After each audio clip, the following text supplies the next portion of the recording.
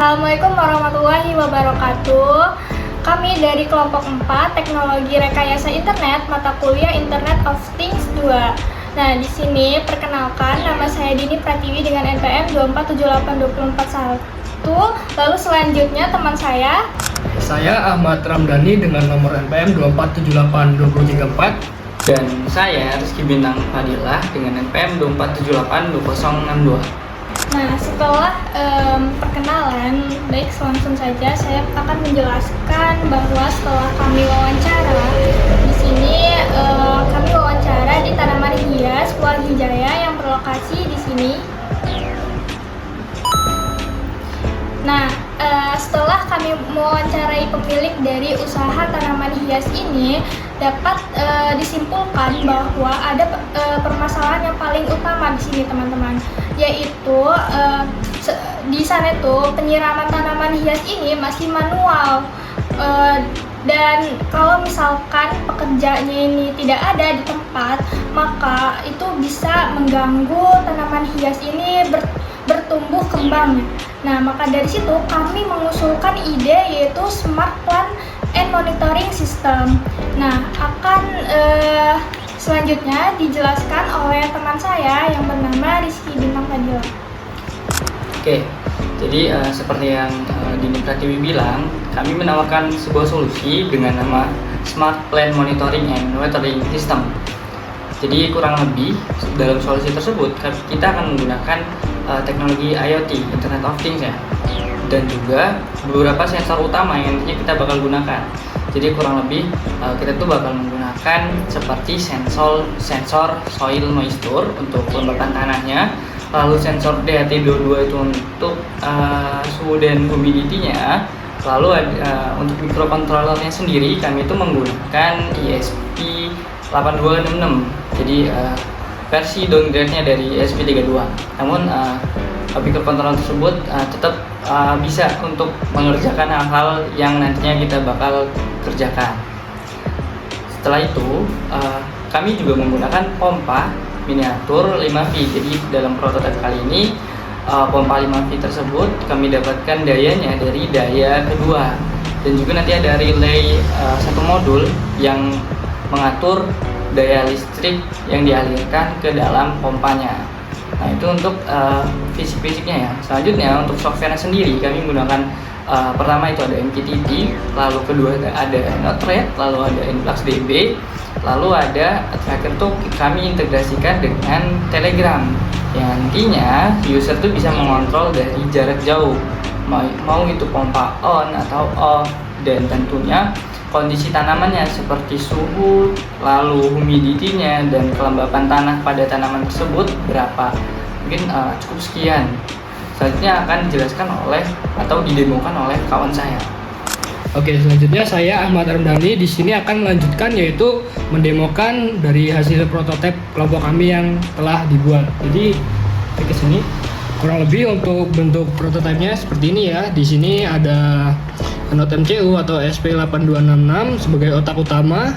Lalu di sini sensor kelembapan tanah. Selanjutnya di sini ada DHT22, terus ada relay. Selanjutnya di sini yang di dalam air ada pompa mininya. Oke, selanjutnya di sini saya akan menunjukkan sedikit tentang kodenya. Jadi kurang lebih untuk kodenya seperti ini ya. Oke, kita langsung tes. Coba pakai tanah kering. Nah, ke sini langsung. Oke, di sini kan pompanya posisi masih mati. Ini untuk ininya mati ya. Kita coba cabut. Kita teruskan. Oke, kita tunggu. Ambil data dulu. Oke, di sini pompanya otomatis nyala kalau kondisi tanahnya kering ya. Selanjutnya kita coba masukkan ininya, jadi otomatis ininya mendeteksi ininya basah, otomatis pompanya tidak akan nyala. Kita lihat di sini untuk data terbarunya. Nah, dari tadi di ini hidup ya di sini. Nah, pompa on ini ya, pompa kering sama dengan pompa on 5 detik. Terus kita tunggu lagi.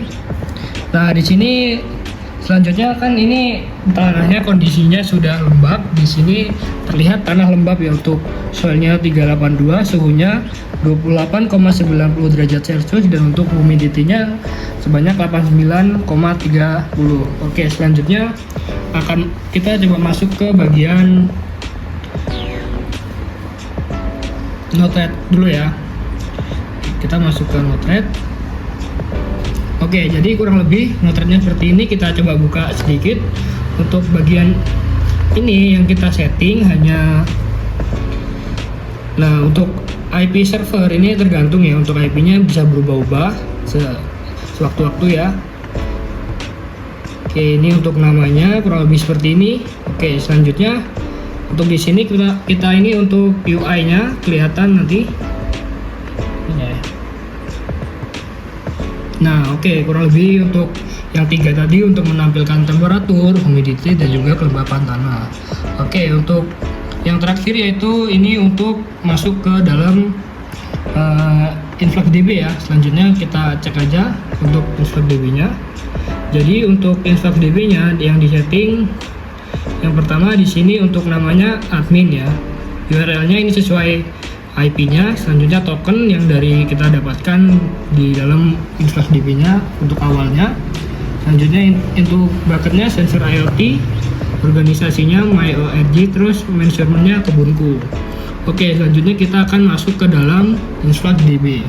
Nah, jadi kurang lebih untuk InfluxDB seperti ini ya. Kita lihat, jadi fungsinya InfluxDB ini untuk kita melihat atau untuk mengumpulkan data ya, data yang diambil oleh sensor. Jadi misal jam 1 sekian dia pompa hidup, dia akan dicatat di sini. Oke, kurang lebihnya seperti itu. Untuk ininya kita coba lihat di bawah. Nah, jadi untuk tampilan dalam ininya kurang lebih seperti ini ya. Oke, ini secara ini jam berapa ini? Jam 2.35 ya. Jam 24, terus kita lihat lagi, coba kita refresh ya, kita refresh. Oke, nah ini kalau kita nggak setting ininya, otomatis apa, ini secara real time jadinya pengumpulan datanya. Jadi kurang lebihnya untuk ini seperti ini ya. Oke. Oh iya, untuk yang terakhir yaitu kita juga mengimplementasikan ke Telegram ya, kurang lebihnya seperti ini. Kita coba apa ya, untuk pertama kelembapan tanah. Kita tunggu. Ini berat karena nggak gimana ya, agak berat buat di ESP82 nya untuk memproses datanya. Kita tunggu.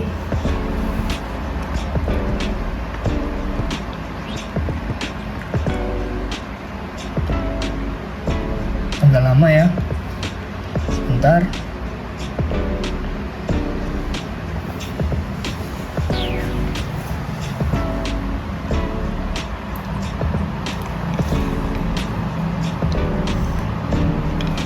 Aduh, kok lama ini.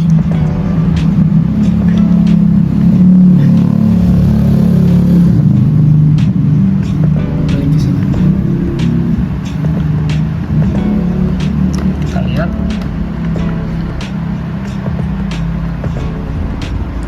Lemot ya, berat ininya.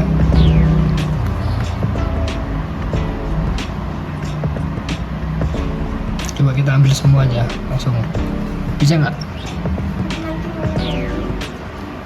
Coba dulu.